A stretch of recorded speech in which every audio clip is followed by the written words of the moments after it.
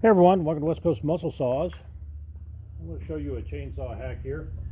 I don't want you to try this at home. This is just for entertainment purposes only. Do not do this. I should be wearing a flame retardant outfit, full face shield. Have the fire trucks lined up out beside me here. Basically, don't try this at home. And yada yada yada. Anyway, I get asked all the time. You got your vintage carburetor off your saw and get it all working good. How in the world do you keep it good if you're going to put it in storage for a while? Or this also is good for your current model chainsaws and trimmers and stuff like that if you're not going to be used for months at a time. I never had any luck with stabilizer. I don't get endorsed by any of these outfits, and I don't promote anything I'm showing you today, but I'll show you what has worked for me. You got your carburetor and it's running great and you're going to store the saw for a while.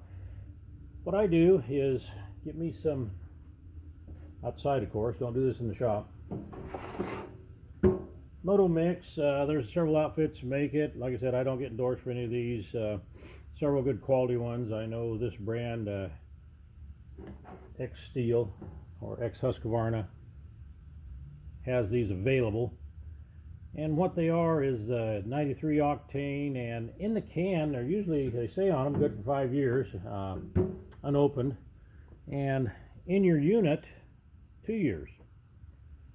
And what happens with regular mix, even with the stabilizers that you buy on the counter everywhere, they just don't seem to work, and pretty soon you've got deteriorated carburetor parts.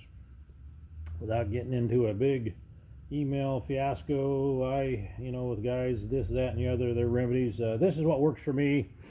And so anyway, what you do is to pour you some of that in a container outside. Don't ever do it. I'm just saying this is what can be done. Hook that up to your carburetor fuel line. You actually have a, similar to a chainsaw or anything, a fuel system now. And if you put compressed air in here, you'll actually see the fuel come up the fuel line and go through the complete passages of the carburetor, covering all circuits.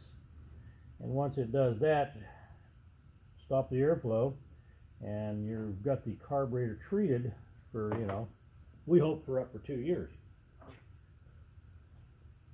You want to get it around the nozzle. If you'll open the carburetor up, you'll see a nozzle in there. Right up here is the nozzle, high-speed nozzle, and if you get compressed air below that, you're creating the Venturi effect. And rather than go into a half-hour detail telling about that, you can research that online. And we're going to suck that fuel through there, and you'll see it come up the fuel line here. Watch the fuel line. Hopefully you'll see the fuel come up and it'll get in here.